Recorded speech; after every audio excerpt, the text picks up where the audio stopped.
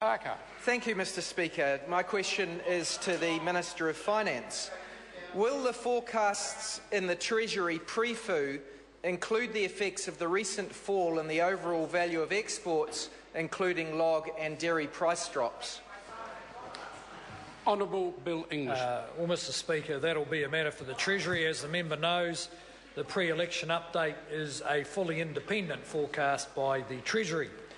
But I'm sure it will reflect a range of economic data: 84,000 new jobs in the year to March, increase in average weekly wages of 3.2% against inflation of 1.5%, GDP growth of 3.8% in the year to March, current account deficit down to 2.8%, and the lowest net international investment position of 65% of GDP.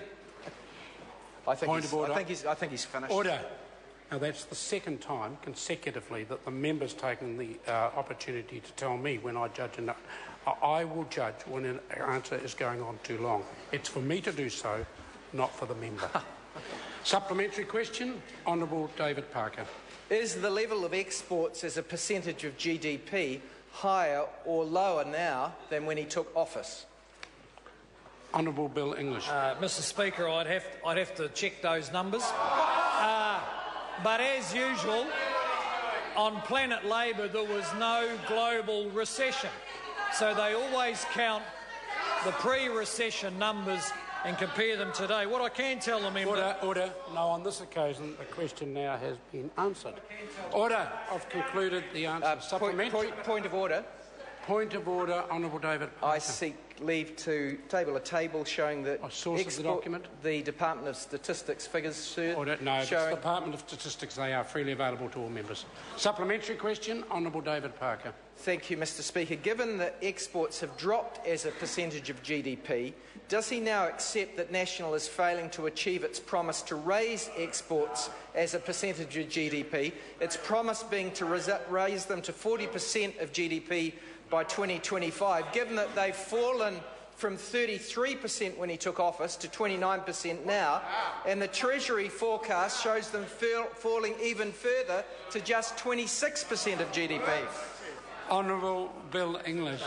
Mr Speaker, no. What I can tell the member is that in the year to June, the value of exported goods increased by 12% to a record high of $51.2 billion.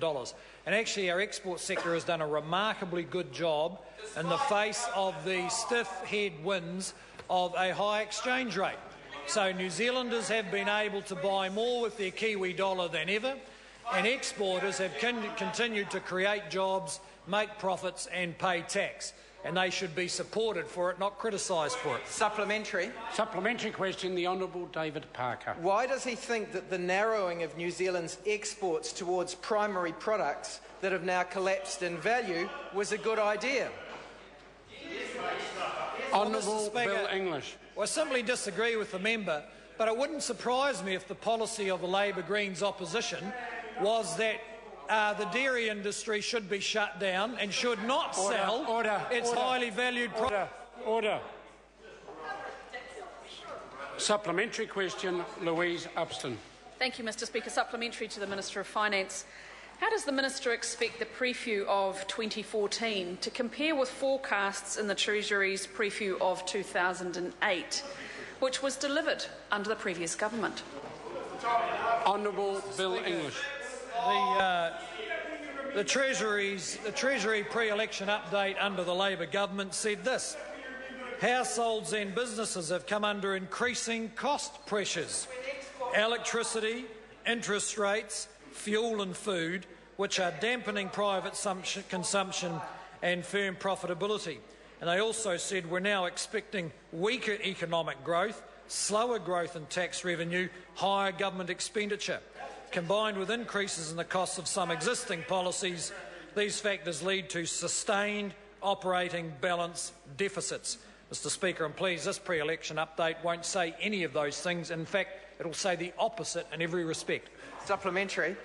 Supplementary question, Honourable David Parker. Given that exports have peaked and are now dropping, 147,000 people are still unemployed, wages are stagnant, home ownership rates are dropping and severe child poverty is increasing, why does he refuse to tackle the imbalances in the economy? Order. Honourable Bill English. Well, Mr Speaker, we are tackling the imbalances in the New Zealand economy, including the reference the members made to inequality. In fact, there's been slight improvement in the measures of income equality in New Zealand. And I know the opposition don't like hearing it, but actually it's flat to better despite the fact that we've had a major recession. And we will be campaigning hard for the right to improve the performance of the economy and to improve equality in the economy. Question number 6, Tim McIntyre. Thank you, Mr Speaker. My question is to the Minister of Education.